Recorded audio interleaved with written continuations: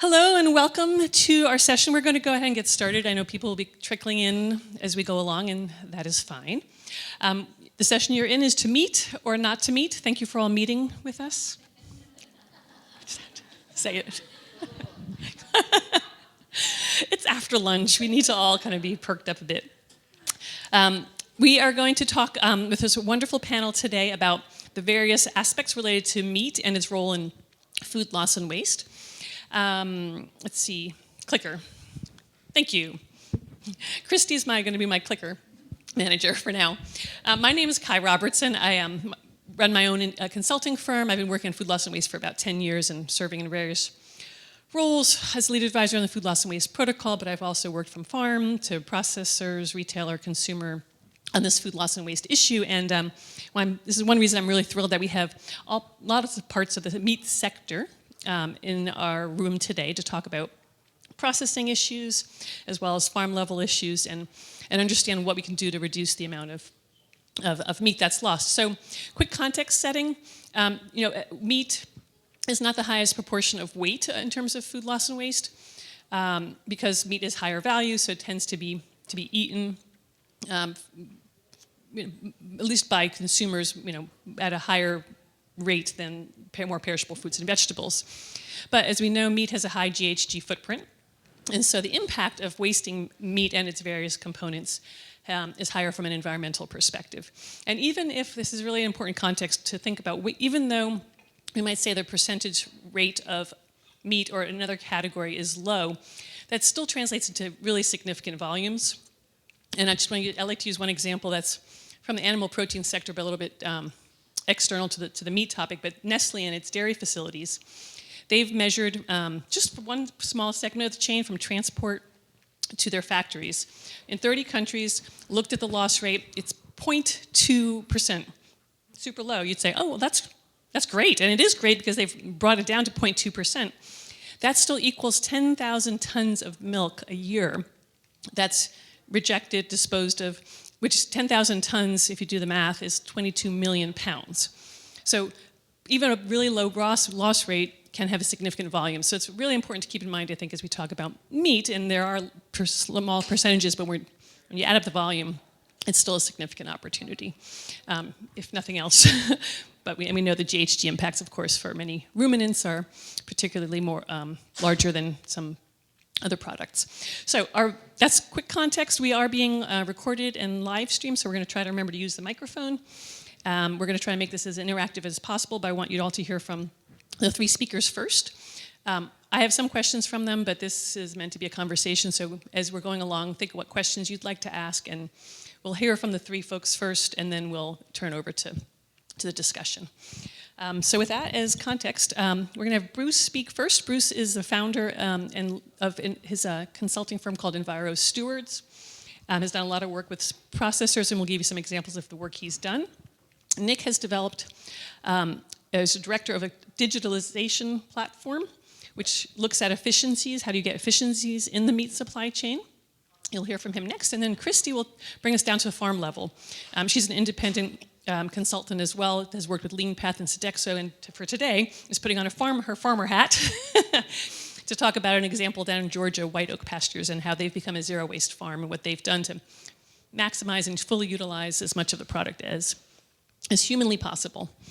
So with that, as an introduction, I'm going to pass the mic, proverbially, over to you, Bruce. Sure, yeah. Yeah, so, is this on? Anybody hear me? We're good? Perfect. So I want to just start with this example. So I think Kai, you might have been on the same food loss expert panel. Yeah. So the CEC is a side agreement of NAFTA, or USMCA, where the three countries collaborate on environmental initiatives. And so a few years back, they did one on food loss, which was great. And so as part of that, they had us do case studies on several projects. One of them is the Smithfield example. And it's a good illustration for the meat industry, where at even just one factory, we were able to reduce the total loss by 30%. And not sending it to a digester, not sending it to a composter, but keeping it as food that's being sold as food. If you're able to do that, in their case, it's $600,000 a year of sausage that was kept in the food supply. 1.5 million meals, that many protein servings, embedded, 1.3 thousand hectares of agricultural output. Number one pressure on biodiversity is converting more land to agriculture because we're wasting the third of the food that we're growing now.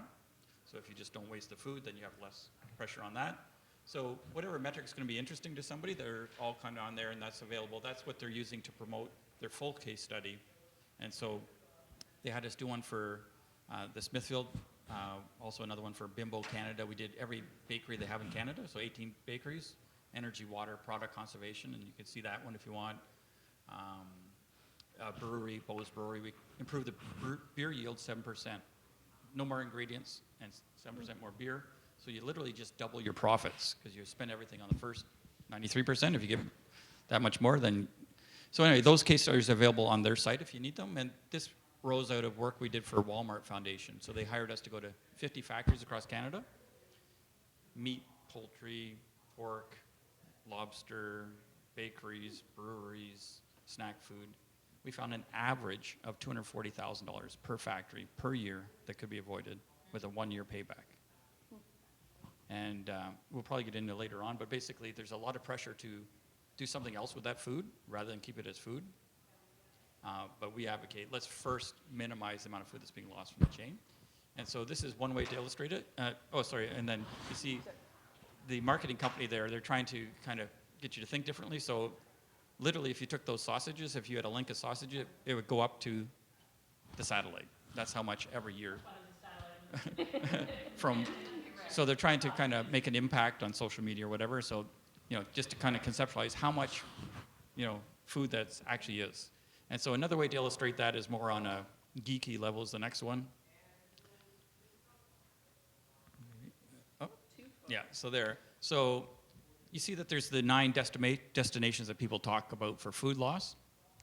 One big glaring problem is there's no destination for preventing food loss to measure it. So if it doesn't go to a destination, people tend to ignore it. And so we advocate for measuring it. So in their case, we measure before and after. And so another thing is the Champions 12.3 initiative, reducing food loss. They want to reduce food loss to those orange and yellow destinations by 50% by 2030. On day one, they are already there. They're already diverting 99% to rendering. So they're already meet that criteria before they even start. But it's still not in the food supply, right? You'll get a little bit back after the renderer turns it into animal feed and that gets converted and whatnot. But you're going to lose, 80, 90% of it on that journey back to food again. And so what we advocate is how do you just keep it in the food supply in the first place? Get it from even the green ones up into that. So the study we did there, we literally cut the total rendering by 30%. And one example would be I'll shut up after this. We're measuring their production. And we always go in and where specifically are you losing it? And how much? And what was it worth just before you lost it? And then what's the root cause resulting in that? So there was one transfer point for one of the measures, and basically every so often it's not making the transfer, it falls on the floor. Once it hits the floor, it's inedible. Now, in our world, people talk about inedible. It's inedible to them because it hit the floor, but it still actually would have been edible, right? So we measured it for a shift, then we sanitized a stainless steel table, slid it under there. The next shift, our staff just put them back on the line when they fell on that sanitized table, and the loss went down by more than 40% for that production line. And so quick, easy measurements, and we're talking about measurements tomorrow in the other session, but to get the change you want. And so they actually implemented that change. They then had their lines compete against each other on loss rates, and they had their own competitions within it because, the benefit is to keep it in the food supply. And so in the meat sector, we've done every Maple Leaf factory in North America, so 35 factories. We've done, a bunch of other ones, so feel free to ask me any questions. Yeah. Thanks a ton, Bruce. So I'm going to just quickly ask, for this particular visual, is this a visual that's new to anybody? Is it new? If it's new, raise your hand. Okay, so just a quick commentary on what this is looking like. When you hear about SDG 12.3, which is the target to cut food waste in half, what's being targeted to be cut in half is what's covered by the red box. So you probably can't see from here, but that's anaerobic, if it goes to composting, anaerobic digestion, landfill, incineration, et cetera. That's what's intended to be cut in half by many of these Champions 12.3 programs and other efforts to cut food waste in half. So when you talk about the target, that's the target. But what Bruce was rightly pointing out here, for companies in the meat business, a lot of it's already going to rendering. Rendering is in those two green boxes, which is one of them is animal feed, and the second one is biomechanical or biochemical processing, which is where rendering fits. So if you're in the meat business, you're like, well, I don't have much to cut in half. There's still an opportunity, which is what Bruce has, in his really, processing level work has found, is even if it goes to rendering, you could still cut that by 30%, and basically ratchet up your goal to say, fine, I've met the goal for those the destinations in red, but I can still do more to cut in half the green, what's going to animal feed, what's going to bio-based processing, because it can still be eaten by people. Because that's ultimately the goal and the spirit of SDG 12.3 is to keep more food in the human food supply chain, feeding people, because it has all the related benefits from saving money, increasing sales, to reducing the need to convert more land to grow more product. So that's a quick primer on this particular visual for those of you for whom it's new. So over to you, Nick. Cool, thank you. So Trade Cafe is, just to have some context, is a B2B online platform that trades, finances, and fulfills protein commodities. Meat is one of those protein commodities, but we also, they're traded dairy and fish and some vegetable proteins as well. To give some context, further context to what was said earlier, with regards to meat loss, it's important to understand that there's about 350 million tons of meat that's produced, worth a value of about $1.4 trillion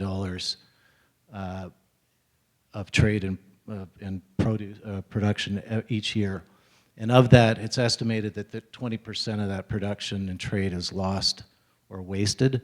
So if you're talking about a 350 million ton, I think that's about 70 million tons, something like that, that's lost every year and wasted. And from that, in terms of monetary, it's about $380 billion. It's a lot, right? I'm going to keep my context of my conversations to the loss part of that through the global supply chain. All right, so it's important to understand this is a typical illustrative example of the global meat supply chain, and it's a world that's made up of parties, people, and processes that are required to get meat from a slaughterhouse on the left, who are the sellers, through to the processors or retailer's door on the right. It's the stage 4. People are following it. Stage 4 of the distribution, where loss occurs. So this world is all basically analog. If it's unbelievable to think still, but a lot of the loss happens through this chain. So it's like playing a giant game of professional telephone. Parties have to rely upon each other to get the goods from one place to another. Some examples of that, where there's a lot of human input to the process. So in the case of shipping instructions, for example, it's not uncommon where shipping instructions might be given to deliver meat to San Jose, California, but it might end up in San Jose, Costa Rica. I mean, it sounds silly, but it happens a lot. Labeling issues, where labels are instructions for labeling are incorrectly put, and those goods might end up being destroyed because they don't meet a country's particular requirements for entry. Same with any of the complex documentation. It's a very complex system, and it's run currently through an analog process. And it's slow, it's archaic, it's very cumbersome.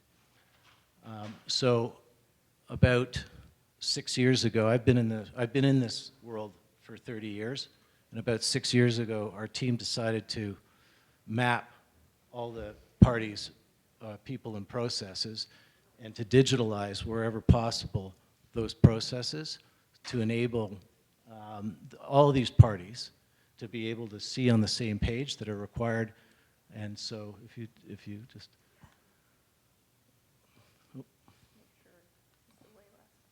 So we built it in the cloud, and we allow all of the parties that are required to get goods from one part of the country to another or one part of the world to another, the ability to access real-time documentation. They can see it before it's actually moving. They can see the goods in transit before they arrive. That's important because we were finding some of our clients who are in the processing business were keeping like 6 weeks worth of inventory, which is about 4 weeks too much. And the only reason they were keeping such high inventories is because they had no certainty of when their goods were going to arrive.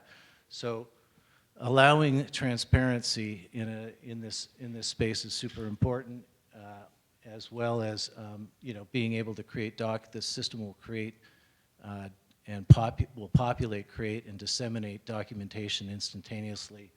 We built some mobile apps that will allow people 24/7 access to it. So, and the result of this, I mean, since 2016, we've run $2 billion worth of transactions through the platform between producer groups and processor groups. That's tens of thousands of trades. And in the analog world that I worked in before, I ran a company, and we thought we were pretty good at 10% loss a year. We have zero. We've had zero instance of goods sitting on warehouse stocks actually rotting, their reefer units turning off, because they're all monitored through the platform, GPS, we know exactly where they are in the world. But it's really cut down substantially on meat loss. And we said, well, this makes really good business sense because the clients were I think they were not getting the value that they were getting before because they had to wait around to understand where their goods were or in transit. So so we thought it was really good business sense. But as we got through it, we realized, well, wait a minute. We were paying a lot of money for insurance premium to protect goods that were in transit from getting lost or rotting or whatever the case may be. So we started looking at savings on costs of fulfillment, and it turned out that, well, wait a minute, we're not having any instances of insurance claims anymore. So then we thought, well, what else is happening here?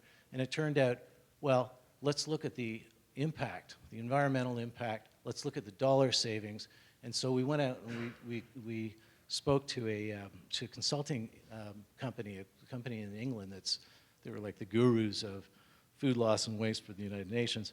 And they said, okay, we'll try to quantify it for you. There's not a lot of data around, but we've aggregated through $2 billion worth of transactions. We've aggregated a lot of data, but it's still, out of $1.4 trillion, it's not a lot, but we were able to quantify, savings of water. I think it was like over that period of time, and it's not just meat, but it was like 43 million gallons of water, 710 acres of arable land. This is like backing out all the embedded costs because goods were not,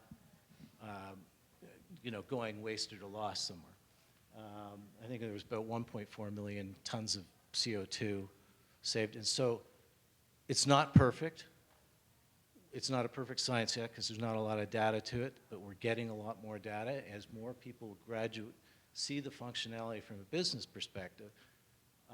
We're creating a lot of awareness too. I mean, the slaughterhouses, wherever they're located in the world, and the processors that are processing food who are our clients are under a lot of pressure to start doing something about food loss or meat loss in this case. And so this doesn't cost any money. We built the technology. We created APIs. But all we're trying to do is aggregate as much volume to this platform as possible. And the results from it, part of it is, what can you do as your part to reduce food loss? And so that's where we're at right now. And we'll take some questions later. Yeah, thanks. Nick, Bruce and Nick have already given you a lot to think of, and so I'm sure we'll have lots of questions. I myself have questions too, but let's finish off the chain and go down to the farm with Christy for a minute with the quick intro. Just a little quick sort of intro to this. So this farm, you're going to get to see an example of really a closed loop type system for a farm that animals, it's cradle to cradle, and that animals are born there and, you know, continue on through things like this bag and other things that you'll see. So it's exciting. But I grew up right next to the county where this farm is. And so I've known them in some form or fashion all my life. And then also sourcing in the supply chain. And so it's outstanding, but you're gonna get a video. This is the good news. After lunch, you get a video, and it's gonna be a great video because his voice is amazing and it'll be fun, but there are some pictures of the slaughter process, okay? We just had lunch. Just wanted to call that out before we start. Thanks.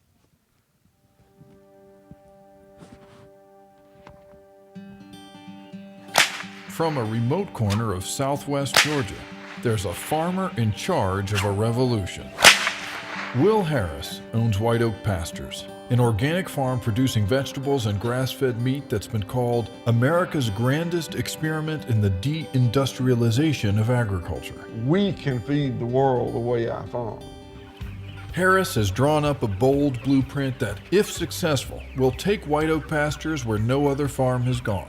The operation is already one of the most successful organic suppliers in the nation. But Harris wants more. Not more money. He wants more mission. White Oak Pastures is different from other farms in that we have a high purpose. Prior to our becoming a more humane, sustainable kind of operation, it was all about how many pounds of beef I could squeeze out of this farm at the lowest possible price.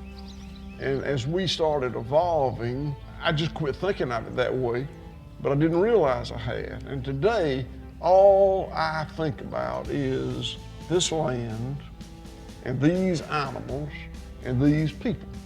To repair the soil abused by decades of industrial pesticides and chemical fertilizers, Harris has transformed his pastures into an American version of the African Serengeti Plains, where many different species mingle in the same fields, each complementing the other. The Serengeti Plains of Africa is a marvelous ecosystem.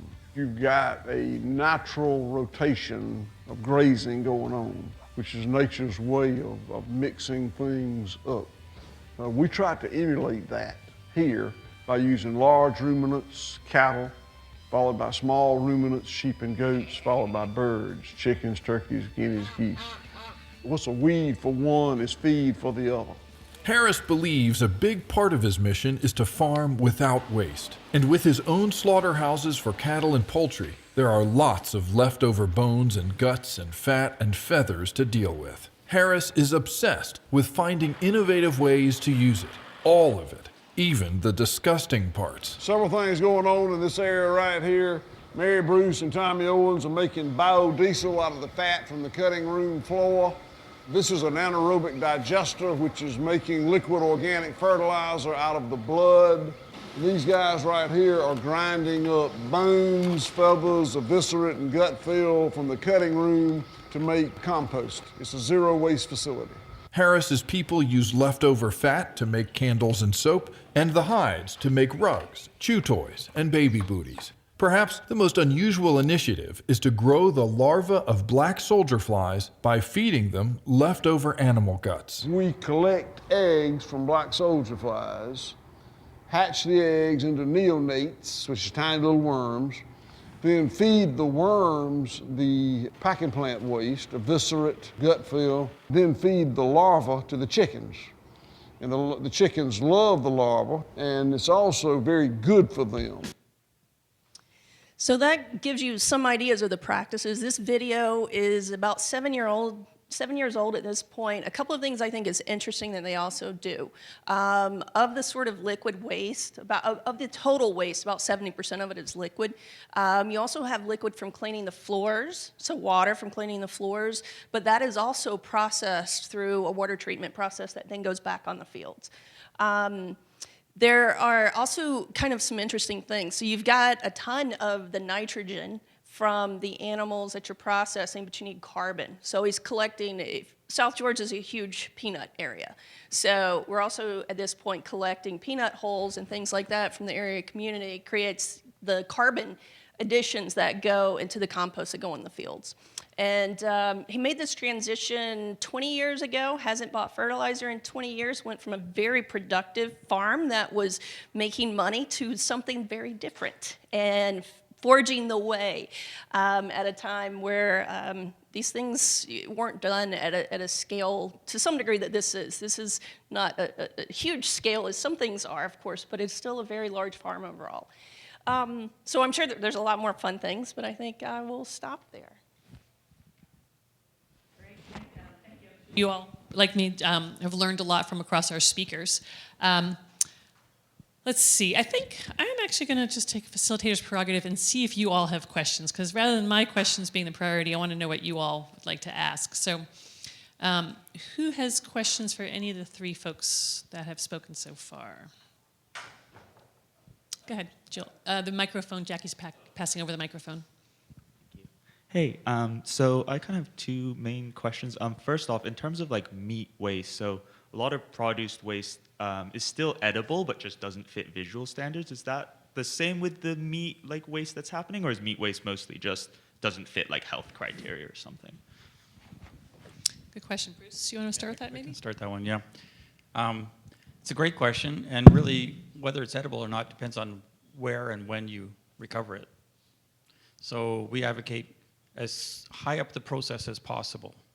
So one of them we did was like a pork slaughterhouse, and they were centrifuging the lard to make pie crust and whatnot. And we do water, energy, and product all at the same time, and one leads to the next. So I'm doing a walkthrough, and there's 20 liters a minute, 5 gallons a minute of boiling water going down the drain all day long. Why do we have boiling water going down the drain? Well, when you go back, this centrifuge is burping out lard and a little bit of solids every minute. If we don't put this boiling water, it freezes in our drain and floods our factory. Okay, but why is the lard going down the drain? So we go back, if we insulate this tank, we can reprocess that lard because it hasn't hit the floor yet or anything. If you do that, you get to sell 1,200 liters of lard. You don't need the water, don't have to boil the water, don't have to react it with chemicals, don't have to haul it away. So in this industry, it's a bit tricky. Like, you don't want to see something on the floor and say, okay, that's edible, because immediately you're going to have an issue on your hands. It was edible, right? But you have to go back, and what we say is, it's always the outcome of a system. It's an intended outcome or an unintended. So if you want a different outcome, you have to change the system, which comes to different answers every time. But it always comes back to, what's the root cause, say, like this thing being left on the loading dock or whatever, right? Yes, at that point, it's smelly waste, but, how do we eliminate it? And so that's a case. And then, another one is metal detectors. We did one factory, $400,000 a year of meat was being lost from the metal detector. And so, yes, it's a health and safety. You can't touch that, right? Well, okay, well, what do you do? There's metal in the meat? Exactly. There is no metal. This is from testing the metal detector. Oh. And so once a day, they put a ball bearing in there, and it spits it out, which is great. Yeah, just leave that. 12 times a day, they use a metal wand under the sensor, so that it never touches the meat, just to make sure this thing is still working. But it still burps out that. When you do the math, it came to $400,000 a meat. And so, quality, you can't change that, right? But, what's the actual thing? Can we solve the quality with this, right? And so it comes back to our tagline is engineering change, and engineering is the easy part. If I want change, in this person's world, quality is everything. I don't care how much you waste, which is true. But can we solve that with this? Can we also save the maintenance person's issue? Can we solve the management person's issue? They all have different issues, but so it comes to that type of social change to actually change what you want to change, particularly on the process, like the meat. On the energy and water, maybe you only need 3 people to agree that you can change the boiler in this way. But when you get to the production line, the operator, everybody needs to agree. I have a question from a virtual attendee. Were there more answers to that one Did first? you want to chime in? Yeah, I just wanted to add a little something because the processing is quite different somewhere like White Oak Pastures. There's 2 different abattoirs on the farm. One really processes red meat, the other's for birds, and you're looking at a different volume. You're looking at about 25 cattle a day, 500 chickens a day. Every other week there's about 40 sheep, 40 goats. And so the processing is different. It's all by hand. It's more artisan. And so when you think about the waste, there isn't waste in that regard. I mean, obviously you have some things like that, but you still have the same testing of metal detection. You still have all of the same sort of processes are in place because this USDA inspected facility. Someone's on site the entire time, most cases. But I think that there's a flexibility in what you can do with some of the product that might go to, a different beef blend, ground beef blend and things like that, as well as all of the pet chews that are a part of this. Just so much that can happen. That's just super interesting. But I just wanted to add that part. Christy, I'm coming back to you. This is a question from one of our virtual attendees about White Oak Farm. How is White Oak Farm able to get permission to slaughter animals on site when this does not seem to be allowed elsewhere? It's USDA inspected facility. And as long as you have those type facilities and you go through that process, it is allowed. From what I can recall, and this number might not be accurate, can't hold it to me, I only think that there were 2. At the time when Will built this facility, I believe it was the second on-farm beef abattoir that was built in the country. And I'm sure that there are more now, but you'd have to get into some of the specifics, but it is a USDA inspected facility. It was built with their guidance.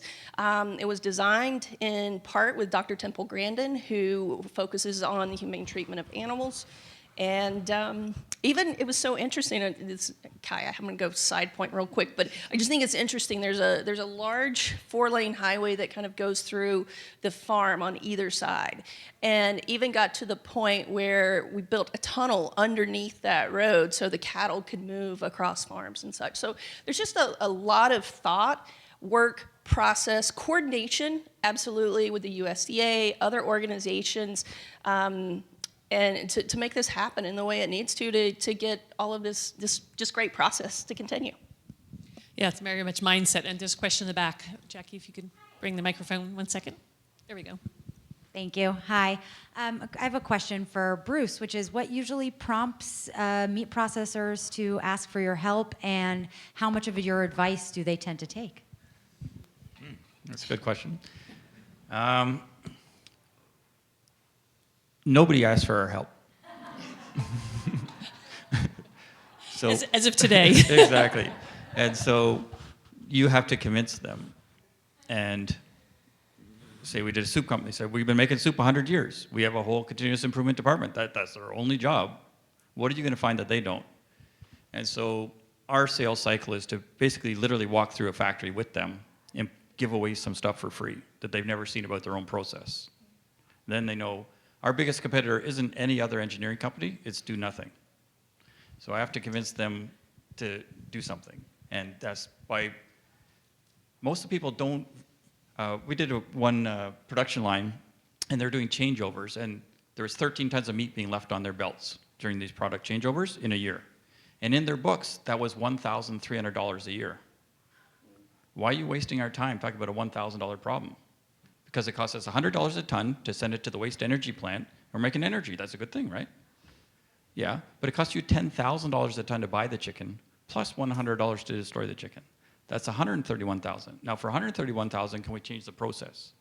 So the very first thing we have to do is raise the priority level, because it's the bottom for everybody. Because they don't realize, and we do water, energy, product. Product is the fastest and largest payback of anything. Everybody's thinking about energy. Water's faster than energy. And products even, you're in the weeks, months payback kind of thing. So you have to convince them. And then once you get your foot in the door, so we did, Maple Leaf Foods, we did 12 factories for them. And we found them $750,000 per factory per year. Then they sole source us for every other factory in North America, right? So we've done all 35. They're the first large food company in the world to be carbon neutral.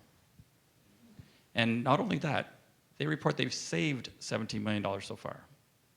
So they're carbon neutral in 2019, and they've saved money it didn't cost them money. And so once you get your foot in the door, then you can go beyond, but it's always hard. Most of our thing is just education and sales to actually get in, to be able to do something. That's fascinating. Actually, I'm wondering, Nick, looking at you, because you know, the beauty of what you're doing is you're digitalizing the chain, you're giving them information. Do you apply anything like, you could have saved XYZ amount of money, you could have, you know, fed this many people, this is your GHG opportunity to give them the incentive to then come calling, you know, Bruce to help them figure out where the issues are? Yeah, I think it boils down to economics for them, and you have to, like Bruce said, you have to educate people, and you have to create new habits, because a lot of these folks are just, they've been doing things the same old way forever. And so showing them some benefit, economic benefit, whether it be, well, we had, you know, the education process is quite interesting, because the demographics of the younger generation, obviously, much faster to adapt than the older folks that are in the industry. But we always use the analogy, even with the older folks, you know, you've got a cell phone. This is really easy to use. And once they start seeing, you know, the clarity of goods arriving on time, documentation being clear, they're not losing money for a truck sitting at a warehouse, for example, waiting for something that's never going to show up because no one's communicated to them properly. Once you start showing some benefit, economic benefit, it's a lot easier to build and create and retain those habits and perpetuate them to others, right? Yeah, that's... Yeah, so I mean, sometimes it's a problem, you know, getting in the door, to get beyond the do nothing is an interesting way to think about that. I see another question here. Jackie's coming on over. Hi. This is bringing looking at a scale of the problem being a little bit smaller. I know you all are doing big problems, and those are super important. We do a food rescue on a county scale, and we would like to partner more with hunters and with local meat lockers, small meat lockers. Do you have any suggestions on how to get them on board, how to approach them and get them to be part of this? I know this much. And the only thing I could just say too, from what I understand too, because you only get a certain number of tags for animals, and as long as you're donating it, you don't lose that tag, because many people still, in some areas like where I grew up, you hunt. That's how, I mean, my dad's a deer hunter. And so, but if you donated that meat, you would not have to lose your tag, essentially. That's literally all I know. And the other thing you might do is, you probably already thought about it, is go to hunting associations and talk to find out who the biggest memberships are, wherever they are locally, and get them to advocate for you. And I'm just going to look at Liz there from Feeding America, or anybody else in the room who might have thoughts on donating from hunting organizations. Does that cross Feeding America's radar at all? So not my specialty, but I will say it's more reaching out to the local food bank who has a community that's doing that. They can give kind of some more guidelines and share some success stories. I think a lot of times we do things in a silo, right? Like one community does it or one region does it, and if we're able to kind of find out what people are doing in other parts of the country and scale those, I think that would probably be the best success. Thanks, Liz. In the back, go ahead, Christy. Thanks for a great panel. I'm curious if there's any policy solutions that folks are looking at that specifically target food loss in the meat sector. Well, there is actually, from a regulatory point of view within the supply chain, a lot of the governments around the world that issue health certificates and that type of thing, in the past, those health certificates have been physical documents, which end up getting lost. And when they get lost, that's a big problem, because goods just get backlogged, they get booked, they end up on docks somewhere in some part of the world. So they've digitalized all of that, and there's a mandate between a lot of the USDA and other government organizations to digitalize all of that documentation, which will certainly help. And they already have, actually, AAS has already implemented that. So we've got APIs created with them, and it works really well. Question up here, and while you're bringing the mic over, over there first and then up front. Go ahead. Maybe more of a comment than a question. Bruce, you talked about the need to change systems and culture is really kind of to get to the root cause here. Sort of as you kind of look at the problems and go further and further and further and see the interconnectedness of all of it. This might be a conversation for another completely different panel, but I think what is interesting is the case of White Oak is really a very different culture and a very different systems approach. And it's predicated on a very different view of meat consumption, a very different culture of meat consumption, and the stats that you were talking about, and the White Oak, how many they're processing, as opposed to, I noticed the initial studies were in relation to Smithfield, who are doing up to 10,000 hogs in a single facility. It's a very different scale, and I just think that so much of these issues are predicated upon a culture of meat eating, and I'm a dyed-in-the-wool carnivore. I just want to put that out there, but it is predicated on a culture of eating animal proteins and sort of the architecture of our diet.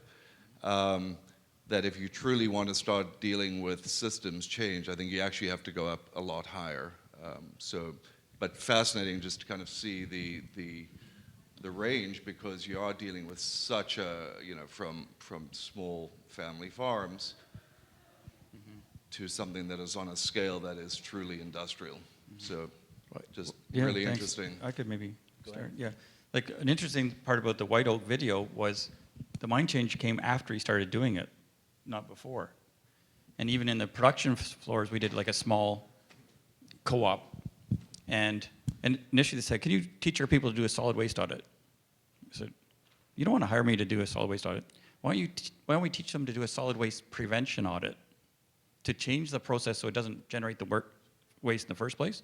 We did that. Now their green team is super energized because we're not just doing whatever. We have a bigger impact. So this type of work can actually build that, because environment's on everybody's list somewhere. It's not the top of the list, but it's on their list. So you can collaborate across silos because it's on finance, maintenance, management, whatnot. So this type of thing can actually generate the change that you want once you start down that road, right? There's the knock-on effect of, once you see waste, you can't unsee it. So, measurement and tracking and auditing is actually, I'm channeling Lean Path. We may not be in the room, but we have Lean Path advocates here. Once you see it, that prevents the waste from happening in the first. Yeah, you are ruined for life. Like, and to your point, in the back of the room. It's cultural convention what we assume we can eat, right? Chicken is the greatest example for the US. Chicken feet are a delicacy in the Asian countries. They're shipped from here to China because we in the US don't tend to think chicken feet are okay to eat, But I've learned, and I learned in developing the food loss and waste accounting and reporting standard, that people eat hooves, like the hooves of the animals in Africa and other places too. So we just assume that what can or cannot be eaten, and so really the mindset shift is along multiple fronts, from everything as a consumer to a processor to the farmer, is part of this systemic solution. And you had a question up front here too. Oh, sorry. Okay, we'll go to you next, Rachel. Hi.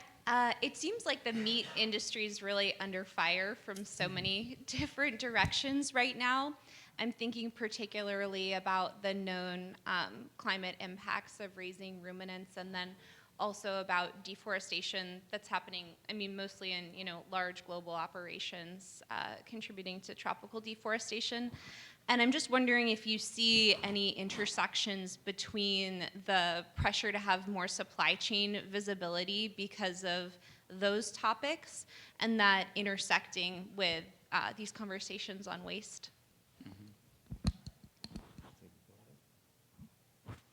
I can share a couple of things, and again, I'm channeling Will here in that he would say that he would encourage you to eat meat from his farm because of the way he farms. His soil sequesters more carbon, and he's actually done studies that prior to a lot of the practices he was implementing. He had less than 1% of carbon, and now it's almost at 6%. Like, and he will literally say, and I would encourage anyone to go to the farm, like, and see this. He will drive you around, go see it. It's amazing.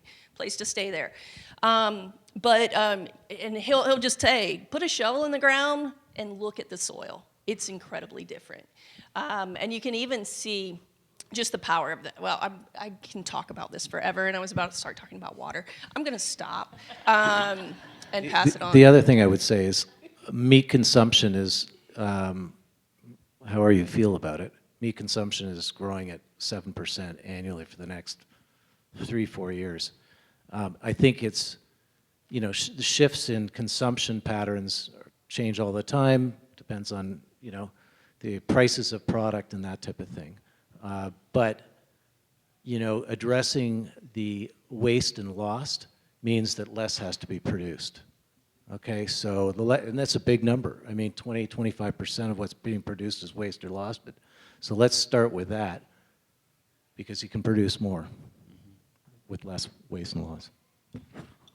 Did you want to add to that as well, Bruce? Just that, like a vegan magazine, I think they're in California, interviewed me on the work with the meat companies, because if you don't waste a quarter of the animals, that quarter of animals, doesn't have to be harmed, right? And so, and the embedded costs, and the embedded, growing it and everything else, right? And so, the nice thing is, prevention can be on everybody's list, whether you agree with meat or not, right? You can agree with not wasting meat, Right. right? So let's start with that. Right, exactly. It's like maybe the low-hanging fruit. Like, let's maximize the use of everything that's already grown, so we don't have to increase production at a minimum. And different animals have different footprints from a greenhouse gas perspective. Not that we're going to get into that today, but that's also a factor. I know you were waiting patiently up front here to ask a question. Thank you so much. Great panel. So I work for a company called Misfits Market, formerly in Perfect Foods, been there about 5 years, and what we're trying to do is find opportunities to purchase foods that would otherwise be wasted. I'm also on the board of the Upcycled Foods Association, and so we're purchasing from Chomps and other meat products as well. But what is the most important thing? I think retailers have a big responsibility when it comes to meat. We can't just ignore it. We need a real strategy. So in terms of our assortment, in terms of education, what should we be doing? And if it's saving food, how can we do more of that? If it's upcycling, how can we do more of that? Thanks. I could do a quick example and then, yeah.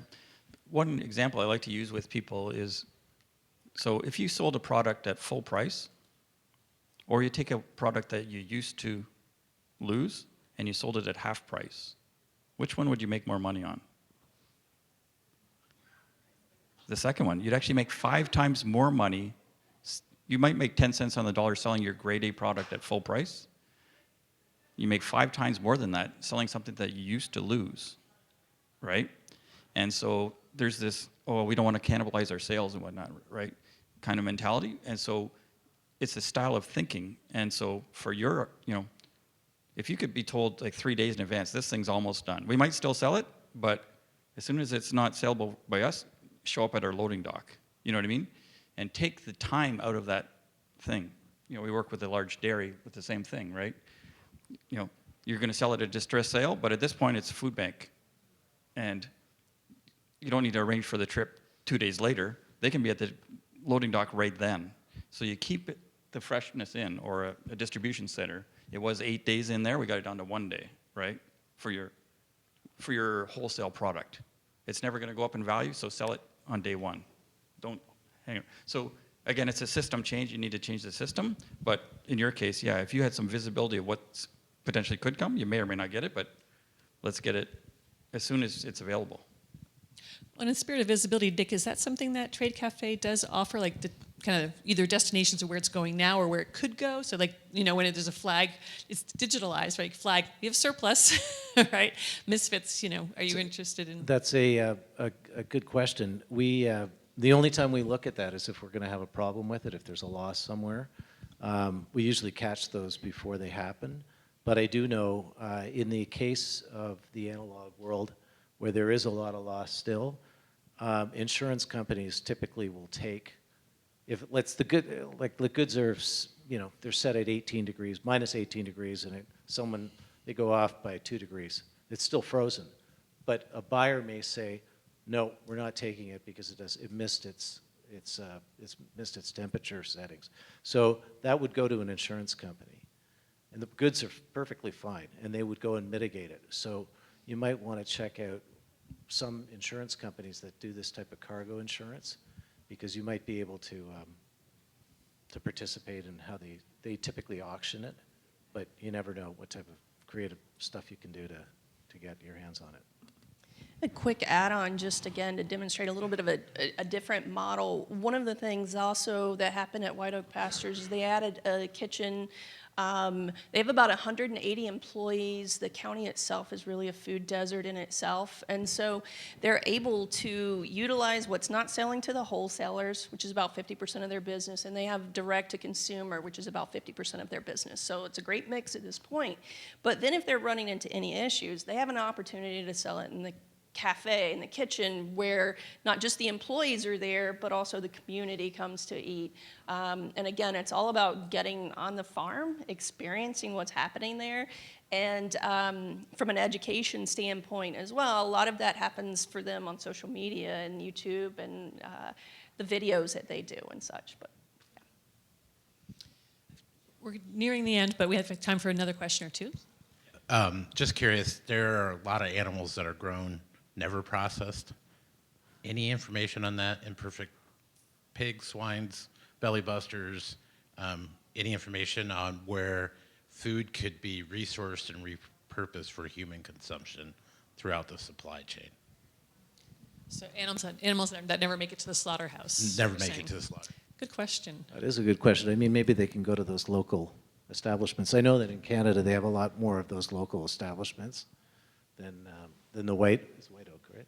Is that the name of the farm? White Oak Pastures. So, and I do know that they take, they call them misfits or whatever. They'll bring them into those local establishments, and they're, certified by the USDA equivalent of Canada, and they off take it out of the market. Because I'm channeling Will would, pretty much any animal that is on his farm right now has been through, a breeding process and that over time. So they definitely don't take new animals, but also from different farms. I know some do, but I just know he would want me to say that. Yes. Thank you, Christy, for channeling Will. We are close to the end of time. Other folks have questions that they would like to have answered.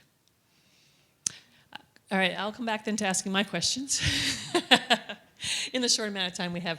Actually, one thing that I know you've touched on this a little bit, but you've talked about the participatory process and how important that is. Any other tips on just how, besides offering your services for free to identify where the issues might be, any other tips you've gained from getting buy-in to really thinking about prevention? Yeah. One thing is there's technical changes, which you need less people to agree to, and there's procedural changes, and so we have a whole process for building that buy-in. But when you roll it out, you want to figure out what language does that person talk. And when we do a procedural change, we don't talk money. If we talk meals. So you can run your process. It's perfectly fine. It's perfectly safe like this. If you do it like this, 16 people can eat for a year, right? Because everybody knows somebody who's food insecure. Everybody has an inherent desire to be responsible to steward what they've been entrusted with. And so we get a lot better buy-in that way when we, so we have like 9 different metrics we can use for the same kilogram. So the same kilogram, it's this much carbon, this much water footprint, this many acres, this much money, this much jobs you could support with that. You improve, it's more work for you in the maintenance department to do it like this, but you're protecting 800 jobs in your factory by improving the margin, right? And so whatever language that person talks, it's still the same thing you're talking about, but from their perspective, I guess. Yeah, that's a great point. And meals sells, or if you're talking to the sustainability person, helps you reduce your GHG emissions and meet your targets. Yeah. So there's lots of ways into that. It's really helpful. Anything else to add? in terms of buy-in from your end. Christy, one thing I wanted to ask you actually was about, so I love the fact that White Oak uses all these products, or uses all the byproducts to make new products like baby booties and soaps and candles. But it obviously, this is part of the problem. You always need the availability of product, but now you need somebody to buy it at a price point that makes it worth it to cover the cost of actually producing said value add products. Do you know how he's managed that? Yeah, that's a great question. And his products are more expensive. That's the bottom line. They are. You can't compete in some cases with some of these large contracts because price-wise, it doesn't fit the same when you're comparing, the meat items. And even, so yes, there's a ton of other things, Kai, as you were mentioning, like earrings, work bags, all these kind of different things. So you can buy the things online. You can see everything they have. You can also go on the farm. They also, they're really taking over the town, this small little town, and buying parts of it. All these abandoned houses now, they're refurbishing them, and the community, like people that work there live there. But they've also bought an old community store, and they've refurbished that. So the products can actually be purchased there. They sell, and that's from, you can watch the candles being made, you can participate in that, you can watch your bags being made, you can see how that happens, and you can buy the fresh produce and the meat right there, because again, it's a food desert, so trying to also solve that problem of creating a market, getting some, all these education aspects, and trying to just change things, do things differently. So, Thanks, Christy. That's actually the term community. I love that you use that because that's a great way to kind of end our session. We are getting to the end of our hour together. And two things. One is this slide that's been up here is actually in the spirit of community. There was a webinar several weeks back that ReFed held. You can use the QR code or go onto their events website and learn more about what actions being taken in the meat, poultry, and dairy sectors. Sandra Vine is here today. Actually, I don't know if the other speakers were here. Sean is here. So there is other material for you to learn more about actions and solutions being taken. And in the spirit of community, we are off next to our networking break. So again, look at the back of your badge, and it tells you what room to go in. I'm in room B, so I think I'm next door. And we'll go continue these conversations if you'd like to talk about meat further or start new ones. Thank you very much.